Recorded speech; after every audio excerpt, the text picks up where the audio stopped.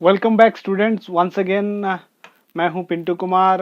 जैसे कि आप लोगों को पता है कि मैं क्लास 9 से लेके क्लास 12 के बच्चों के लिए जो केमिस्ट्री सब्जेक्ट है उसमें से बहुत सारे जो टॉपिक है वो लेके आ रहा हूं इस लॉकडाउन पीरियड में।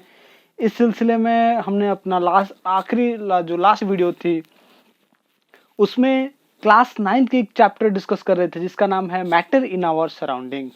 पार्ट 1 में हमने बेसिक मैटर क्या होता है जनरली उसकी डेफिनेशन के बारे में डिस्कस किए थे। और आज की जो पार्ट 2 के जो वीडियो है इस पार्ट 2 के वीडियो में हमने डिस्कस करना है मैटर के डिफरेंट स्टेट्स के बारे में। तो ये जो चैप्टर ये एक बहुत ही बेसिक चैप्टर है क्लास 9 के बच्चों के लिए। तो आई होप आप सब इसको अच्छे से पढ़ेंगे। सो बच्चों आज हम पढ़ने वाले हैं some important terms related to this chapter जो कि आपको ये चैप्टर समझने में आपको बहुत ही हेल्पफुल होगा। इसी के साथ ही साथ हम डिस्कस करने वाले हैं various states of matter that is solid, liquid and gas. और ये जो दो नए स्टेट्स ऑफ मैटर है that is plasma and boss Einstein condensate, ये आप लोगों के लिए थोड़ा नया होगा और ये रिसेंट डेवलपमेंट ऑफ साइंस के बदौलत हम ये पढ़ रहे हैं। तो आज हम यही दो मेन टॉपिक दैट इज कुछ इंपॉर्टेंट टर्म्स डिस्कस करेंगे और स्टेट्स ऑफ मैटर के बारे में डिस्कस करेंगे। सो आज की जो पहला इंपॉर्टेंट टर्म होगा वो होगा मास। ये मास आपको आप ये वर्ड तो बहुत सुने होंगे। So let us discuss what is mass. Mass gives the amount of matter present in a substance and it is measured in terms of KG. तो ये सब जो मैं आपको आज पढ़ाने वाला हूँ उसको in the form of notes मैंने आपको प्रेजेंट कर लिया है। आप समझने के बाद डायरेक्ट इसको अपने नोट्स में लिख सकते हैं। आपको एक्स्ट्रा नोट्स के लिए यहाँ वहाँ सर्च करना नहीं पड़ेगा। और ये टर्म आपका बुक में डिफाइन नहीं किया गया है, मैं आप लोगों के लिए इसलिए लेके आया हूँ। आप क्लास 9th में पहुँच गए हो, ये सब कंसेप्ट आपको दिमाग में थोड़ा थोड़ा अच्छे से रहना चाहिए। तो मास ये होता है कि कोई भी सब्सटेंस हम लेते हैं उसमें कितना मैटर प्रेजेंट होते हैं, इसको जो मेजर करने का तरीका है उसको हम मास कहते हैं। जनरली मास को हम केजी में मेजर करते हैं। आप लोग तो मास को डेली लाइफ में यूज करते हो। आप बाजार जाते हो तो बाजार से आप जब चीज़ें खरीदते हो जनरली आप केजी में आप खरीदते हो। 1 केजी 2 केजी हो गया, 500 ग्राम, ये ग्राम भी यूज करते हो, लेकिन केजी ऐसा यूनिट होता है। तो ये होगा कि किस मैटर कितना ज़्यादा है किसी सब्सटेंस में, इसको इन टर्म्स ऑफ हम इसका मास के हिसाब से आप कैलकुलेट कर सकते हैं। तो आप बस इस चीज़ को थोड़ा सा समझो और इसका यूनिट को आप याद रखो। सिमिलरली हर मैटर जो होता है कुछ ना कुछ स्पेस ऑक्यूपाई करता है और space occupied by substance is denoted in terms of its volume. So volume क्या होता है? Volume is the space occupied by substance. तो ये जो वॉल्यूम है इसका एसआई स्टैंडर्ड यूनिट जो है, स्टैंडर्ड यूनिट इसका है क्यूबिक मीटर। तो मीटर क्यूब ही हम कहते हैं। लेकिन जो लिक्विड सब्सटेंस है इनको ज़्यादातर हम लीटर में भी डिनोट करते हैं, लीटर। सो लीटर में कैसे डिनोट करते हैं? हम रोज़ दूध खरीदते हैं मार्केट से जिसको हम कहते हैं 1 लीटर या हाफ लीटर कहते हैं, या फिर पानी लिक्विड ऑयल हो गया, ये सारी चीज़ों को हम in terms of their volume हम मेज़र करते हैं। इसी के साथ ही ये दोनों टर्म मास और वॉल्यूम को रिलेट करके एक तीसरा नया टर्म है जिसको हम कहते हैं डेंसिटी, जो कि इस चैप्टर के लिए वेरी वेरी इंपॉर्टेंट है। सो मास जो डेंसिटी होता है, डेंसिटी ये होता है कि density is defined as the mass of a substance present per unit volume of a substance.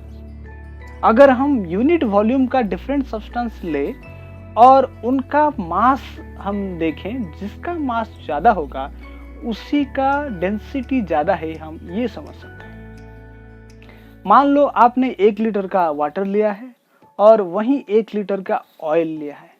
तो आप तो ये जनरल टर्म्स सुने हो कि oil is lighter than water, oil water से हल्का होता है। तो इसको हम साइंटिफिक टर्म में डेंसिटी में एक्सप्रेस करते हैं। तो मतलब 1 लीटर का पानी से 1 लीटर का जो ऑयल है उसका वजन कम होगा।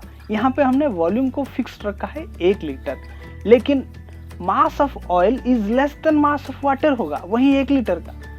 तो इसीलिए mass by volume for water and mass by volume for oil will be different.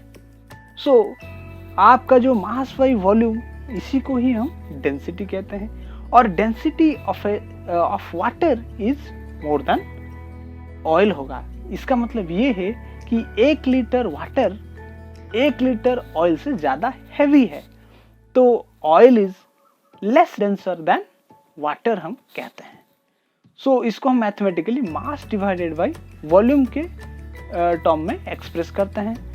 And density से हमको ये भी पता चलता है कि how closely the particles of a substance are packed. इसको हम आगे थोड़ा और डिटेल में डिस्क्राइब करेंगे। मैं करूँगा इसको सॉलिड, जब सॉलिड और लिक्विड और गैस स्टेट आपका आएगा।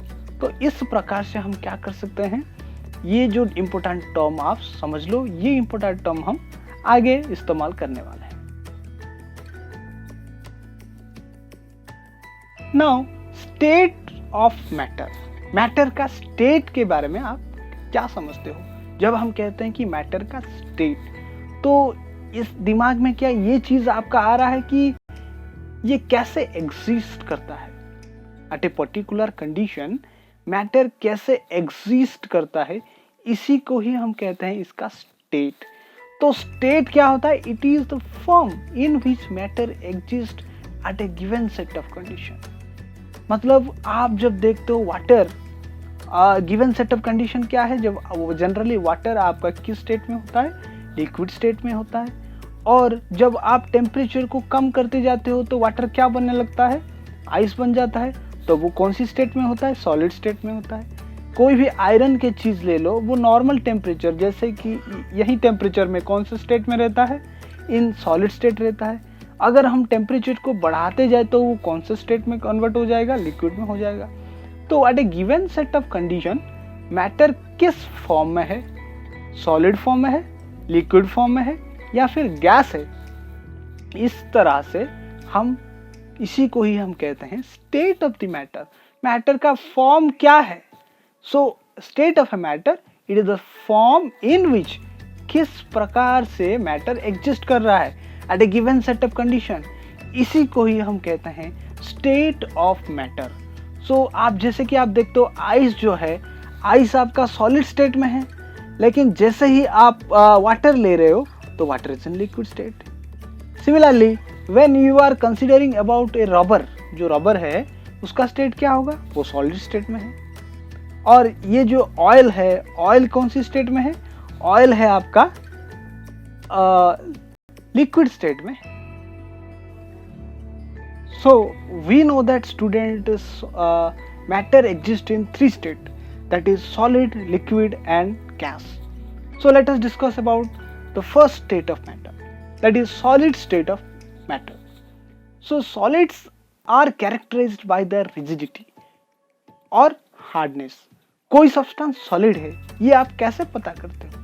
By looking at it, by touching it. जब वो सब्सटेंस आपके हाथों को सख्त लगता है, जब आपको वो स्ट्रॉन्ग लगता है, हार्ड लगता है, तब ये आप ये पहचान करते हो it is solid. The next point is, it is the state of matter in which matter has both definite volume and definite shape.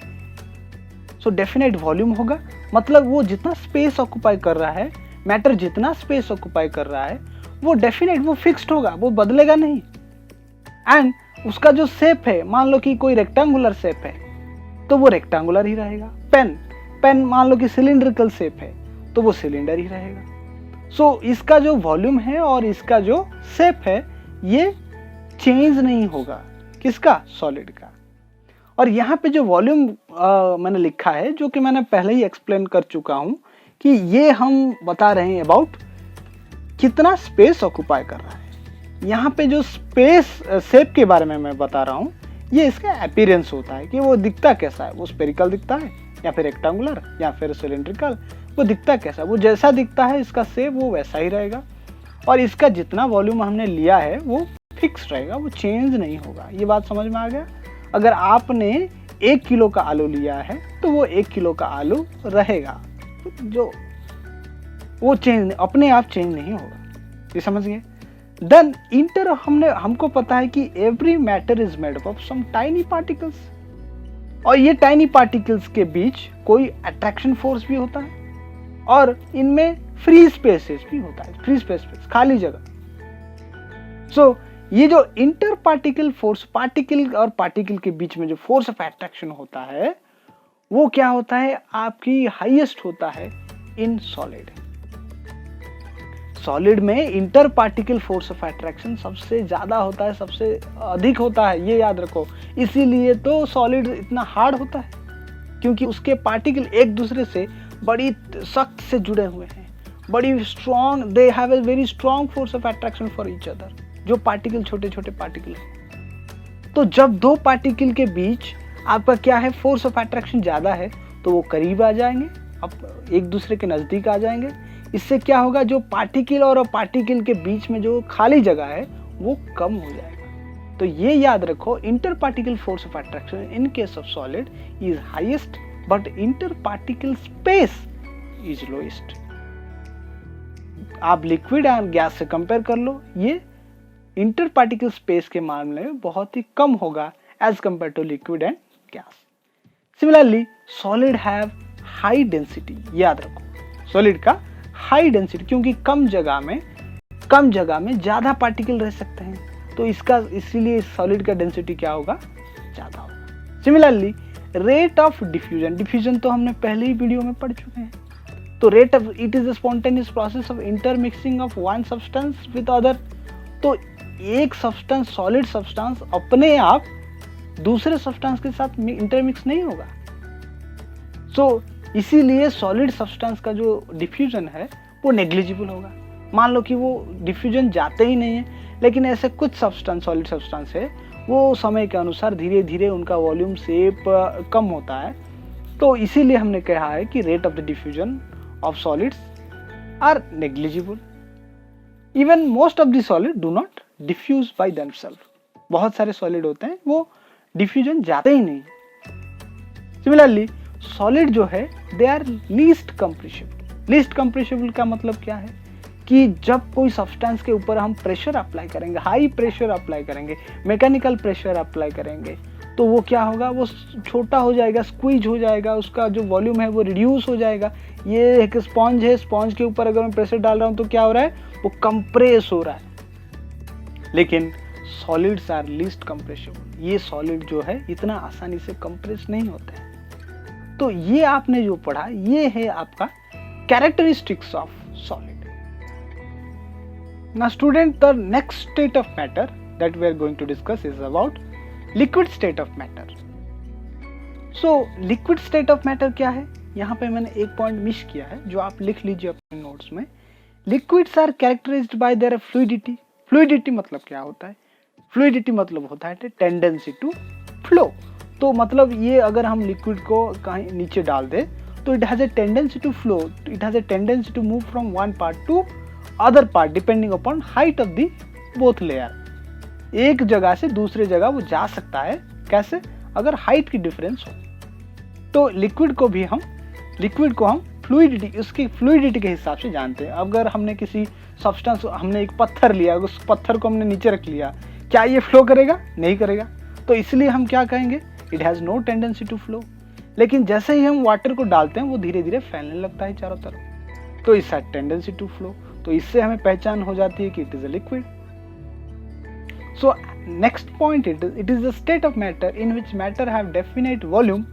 Matter का डेफिनेट वॉल्यूम होता है लेकिन नॉट डेफिनेट शेप। यह ध्यान दो, सॉलिड का क्या था, डेफिनेट वॉल्यूम भी था, डेफिनेट शेप भी था।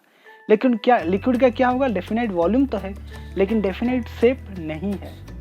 कैसा नहीं है, अगर मैं 1 लीटर का पानी लेता हूं तो वो 1 लीटर ही रहेगा, मतलब वॉल्यूम फिक्स्ड है। लेकिन जैसे ही इस 1 लीटर के पानी को मैं किसी बड़े ग्लास में डाल रहा हूँ तो इसका शेप कैसा हो जाएगा, जैसे कि ग्लास का शेप जैसा है। अगर वहीं 1 लीटर का वाटर को मैं किसी और एक बर्तन में डाल दूं तो उसका शेप क्या हो जाएगा, उस बर्तन की तरह हो जाएगा। तो वॉल्यूम तो वहीं 1 लीटर है, लेकिन इसका जो शेप है वो चेंज होता जा रहा है। इसको अगर हम कंपेयर करते हैं सॉलिड के साथ, मैं एक पत्थर लिया हूँ या फिर एक पेन लिया हूँ, उस पेन को मैं चाहे ग्लास में रखूँ, चाहे किसी मटके में रखूँ, चाहे किसी भी बर्तन में रखूँ, वो पेन जो शेप था वो it will retain its shape, इसका शेप वही रहेगा। लेकिन लिक्विड का shape depending upon the container change होता जाएगा। It takes the shape of the container. Similarly, the next point is the interparticle force of attraction in liquid is lower than solid but higher than gas. जो interparticle force of attraction होता है वो हर प्रकार के matter में होता है, वो लिक्विड में सॉलिड से कम होता है, इसीलिए तो इजीली उसका मॉलिक्यूल फ्लो कर जाता है एज कंपेयर टू सॉलिड। लेकिन जो गैस है, गैस के कंपैरिजन इसका जो inter particle force of attraction है वो ज्यादा है, सॉलिड के कंपैरिजन में कम है, गैस के कंपैरिजन में ज्यादा है। कौन सा है, inter particle force of attraction. इसी प्रकार जो इंटर पार्टिकल स्पेस होगा, वो स्पेस क्या होगा, लिक्विड में इंटर पार्टिकल स्पेस सॉलिड से ज्यादा होगा, गैस से कम होगा। ये चीजें आप छोटे छोटे पॉइंट में भी याद रख सकते हो। Inter particle force of attraction higher than lower than solid, higher than gas. जैसे ही आप बोल रहे हो कि inter particle space higher than solid हो जाएगा, लोअर देन गैस हो जाएगा। And liquid have lower density. Liquid का क्या होता है, लोअर डेंसिटी होता है, ये इंपॉर्टेंट है। लिक्विड का लोअर डेंसिटी होता है, जो डेंसिटी होता है वो सॉलिड से कम होता है लेकिन गैस से ज्यादा होता है। लिक्विड का डेंसिटी सॉलिड से कम होता है लेकिन गैस से ज्यादा होता है। सिमिलरली रेट ऑफ डिफ्यूजन, एक जगह से दूसरे जगह जाने की जो कैपेसिटी है, जो नेचर है, वो सॉलिड से ज्यादा है लेकिन गैस से कम है।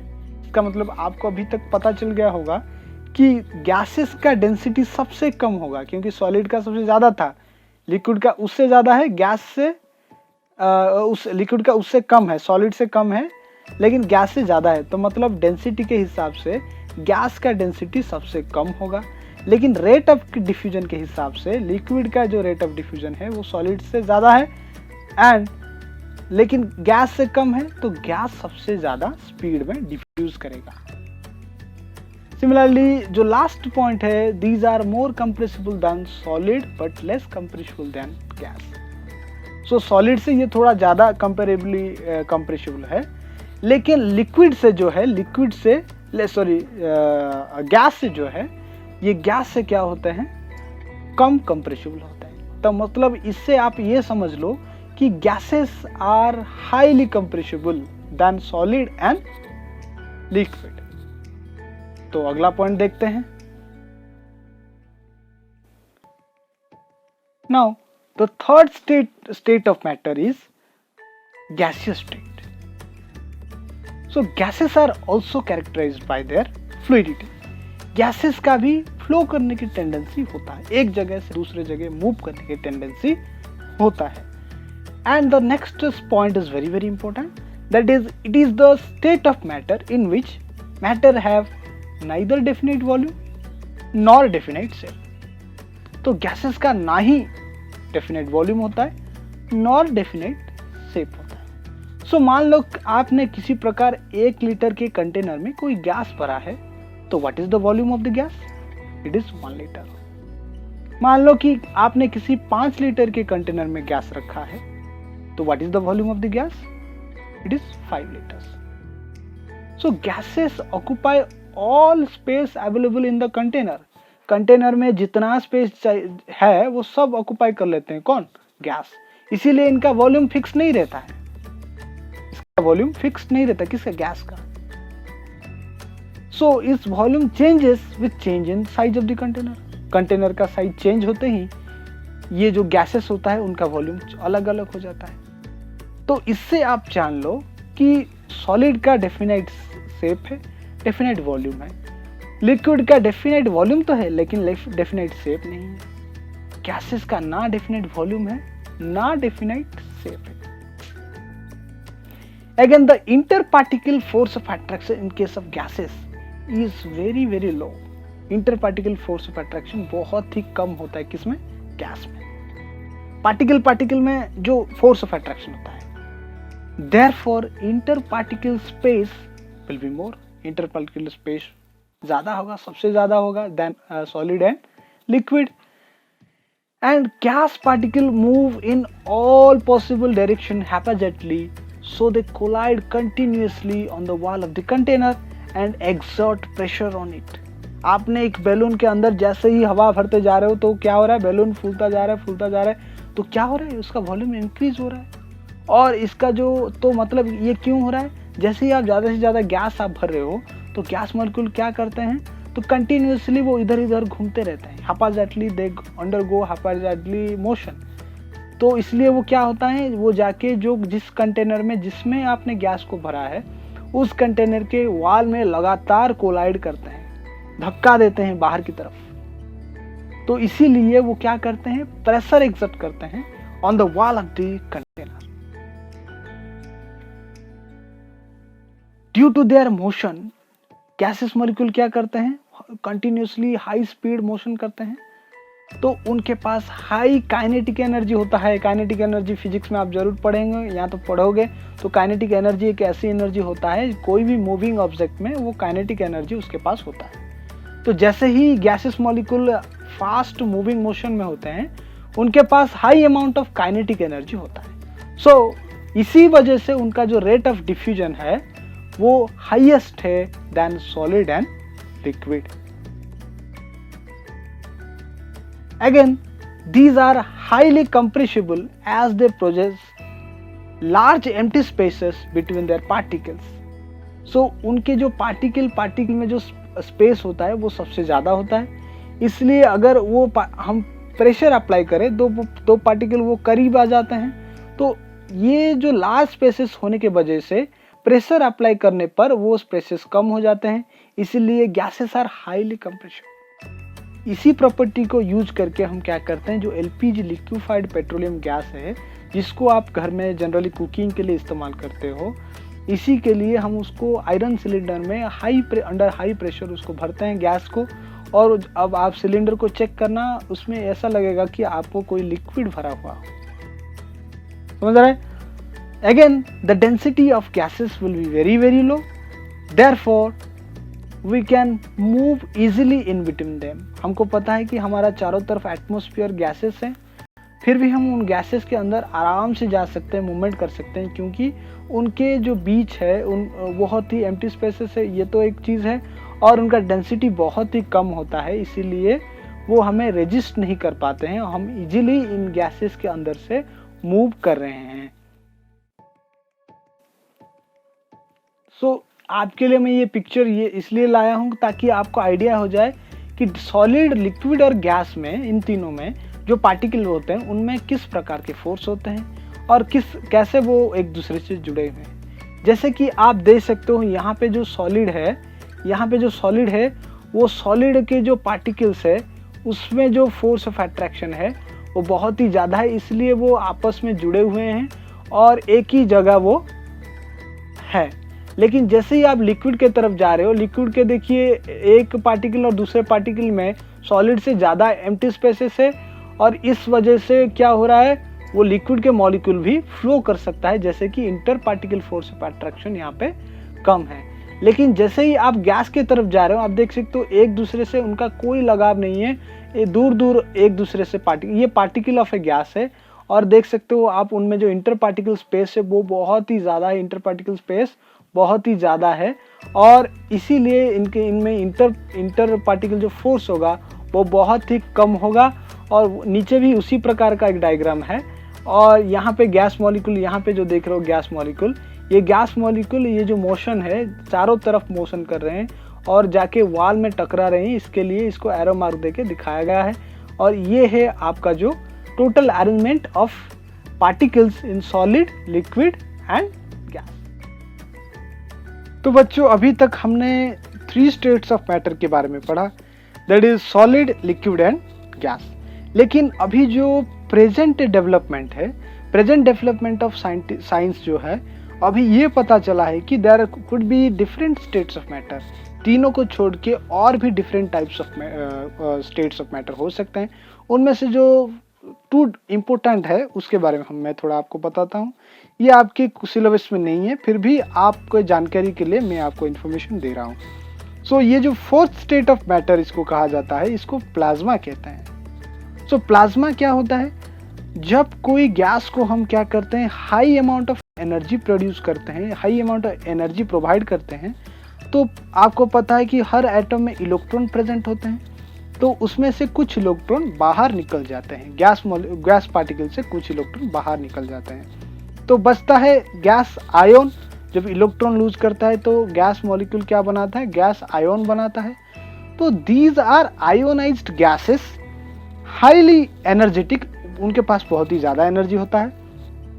Commonly generated by either lightning, जब लाइटनिंग होता है तब ये प्लाज्मा स्टेट जनरेट हो सकता है, या फिर इलेक्ट्रिक स्पार्क के समय हो सकता है, या फिर फ्लोरोसेंट जो लाइट है, या फिर नियॉन लाइट से, इस प्रकार के जो लाइट्स हैं उनमें गैसेस भरा जाता है। आपको जनरली आप पढ़े होंगे हीलियम, नियॉन गैसेस उसमें भरा जाता है। तो वो जो गैसेस को हम हाई अमाउंट ऑफ इलेक्ट्रिसिटी जब प्रोवाइड करेंगे तो तब क्या होता है, ये प्लाज्मा स्टेट डेवलप हो सकता है। गैसेस मॉलिक्यूल से इलेक्ट्रॉन बाहर जा सकते हैं और तब जो स्टेट बनता है उसको हम प्लाज्मा स्टेट कहते हैं। ये हमारे डे टू डे लाइफ में इतना कॉमन नहीं है। Similarly gases atoms release electron, जिसको मैंने आपको समझाया, gases atom release electrons by receiving high amount of energy and the ions so formed start to move in high speed.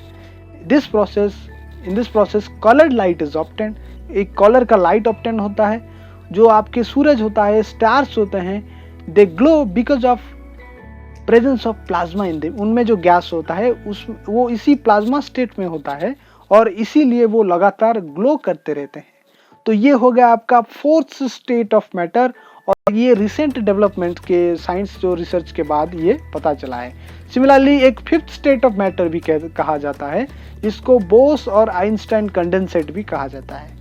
ये 1914 में Albert Einstein and Satyendranath Bose जो है साइंटिस्ट, इन्होंने इसके बारे में प्रेडिक्ट किया था, और इसीलिए इसको हम बोस आइंस्टाइन कंडेंसेट और शॉर्ट में BEC भी कहते हैं। सो जब हम gases when a gas with lower density is cooled at a very low temperature, plasma कब क्रिएट होता है, जब हाई एनर्जी देते हैं, आइदर हम टेम्परेचर में दे सकते हैं या फिर हाई अमाउंट ऑफ इलेक्ट्रिसिटी भी दे सकते हैं। तो यहाँ उसका उल्टा, अगर हम टेम्परेचर को वेरी लो तक ले जाए तो कोई गैस को क्या होगा, उसका पार्टिकल का जो मोशन है वो टेम्परेचर कम करते ही धीरे धीरे जो हाइपाजार्ड मोशन था वो अब धीरे धीरे स्लो हो जाएगी, फ्रीज हो जाएगी, पार्टिकल फ्रीज हो जाएगी। तो एट सम पॉइंट ये जो स्टेट है, बोस आइंस्टाइन कंडेंसेट स्टेट है, वो अचीव हो जाएगा। तो ये 1995 में आपका जो 2 scientist kernel and women of USA, इनको नोबेल प्राइज दिया गया था इस state of matter, that is Bose Einstein condensate की जो स्टेट है उसको, इसके बारे में जानकारी देने के लिए इन दोनों को नोबेल प्राइज दिया गया था। और इसको हम ये समझ सकते हैं कि ये कोल्डर दैन सॉलिड स्टेट है। सॉलिड को भी अगर हम उससे भी ज़्यादा अगर कोल्ड कर ले, अगर कोई सॉलिड को बहुत ही लो टेम्परेचर, तो जिस प्रकार के बिहेव करेगा एक गैस जिसका डेंसिटी लो है, अगर उसको वेरी लो टेम्परेचर में हम इसको फ्रीज करेंगे तो उसका बिहेवियर जो होगा वो ना सॉलिड, ना लिक्विड, ना गैसियस के अंडर आएगा। ये एक नए प्रकार की स्टेट होगा जिसको हम कहेंगे बोस आइंस्टाइन कंडेंसेट। तो बच्चों, हमने आज 5 प्रकार के स्टेट्स ऑफ मैटर के बारे में जाना है। सो एक है आपका सॉलिड, दूसरा हो गया आपका लिक्विड, तीसरा हो गया आपका गैस, और एक 2 नए प्रकार के हमने देखा, एक है प्लाज्मा और दूसरा है बोस आइंस्टाइन कंडेंसेट। सो ये स्टूडेंट आज हमने जो भी डिस्कस किया इसके बेसिस पे मैं कुछ क्वेश्चन आपको दे रहा हूँ, और आप उस क्वेश्चन को सॉल्व कीजिए और अपना जो लर्निंग आज की है उसको आप चेक कीजिए। तो पहला क्वेश्चन ये है, differentiate between solid and liquid state of matter. इन दोनों में डिफरेंसेस आपको लिखना है। जो मैंने characteristics of solid and liquid बताए उसी से ही आप ये आंसर लिख सकते हो। Similarly the next question is, how do gases diffuse very fast. Gases कैसे जल्दी से डिफ्यूजन प्रोसेस जाते हैं, इसको आपको एक्सप्लेन करना है। तीसरा क्वेश्चन है, gas commonly used in for cooking is stored in liquid form in iron cylinder using high pressure, which property is demonstrated here. ये गैस का कौन सा प्रॉपर्टी के अनुसार ये होता है। और जो लास्ट क्वेश्चन है ये है, how ice floats on water. Ice और वाटर का जो केमिकल फॉर्मूला है वो H2O है, लेकिन आइस फ्लोट्स ऑन वाटर, जबकि हमको पता है कि सॉलिड का डेंसिटी ज़्यादा होता है दैन लिक्विड, तो वाटर में कैसे आइस फ्लोट्स करता है, ये कुछ सवाल का जवाब आपको देना है। तो आप ये क्वेश्चन का सवाल आप ढूंढिए। अगर आप इसमें सॉल्व करने में कोई प्रॉब्लम होता है तो आप मुझे कमेंट सेक्शन में पूछ सकते हो, या फिर आपके मेरे पास पहुंचने की कोई भी मीडियम हो तो मुझे आप उससे ये सवाल पूछ सकते हो आप इस टॉपिक के रिलेटेड। तो आई होप आज का जो वीडियो है आपको ज़रूर पसंद आया होगा। मैं पहले वाइट बोर्ड का इस्तेमाल करता था, लेकिन due to some problem, due to some issues मैं आपको एक अलग इंटरफेस में आपको पढ़ा रहा हूँ। तो thank you for watching my videos. I hope आपको अच्छा लगा होगा। अगर आपको अच्छा लगा है तो आप मुझे लाइक कीजिए, कमेंट कीजिए मेरे वीडियो को, और आपकी जो फ्रेंड है जो क्लास 9th में है उनके साथ भी शेयर कीजिए, उनको भी बहुत ही बेनिफिट मिलेगा इस वीडियो से। इस वीडियो में मैंने पूरा का पूरा जो है notes as a form of note आपके सामने प्रिपेयर किए हैं। आपको कोई नया नोट ढूंढने की ज़रूरत नहीं है, आप इसी को सीधा अपने नोट्स में लिख सकते हो। इसी के साथ आप अपना बुक पढ़िए और जो भी क्वेश्चन है उसको आप सॉल्व कीजिए, और कोई भी डाउट है आप मुझे पूछ सकते हो। सो मेरा जो चैनल है mystery of chemistry with Pintu, इसमें दूसरे क्लासेस जैसे कि 10th, 11th और 12th के क्लासेस के लिए भी वीडियो प्रेजेंट है। अगर आप किसी का दोस्त या फिर आपका कोई बड़े भैया कोई भी इन्हीं क्लास में हो 10th, 12th, 11th में, तो आप इनको मेरे चैनल देखने की सलाह दे सकते हो। तो thank you for watching and take care.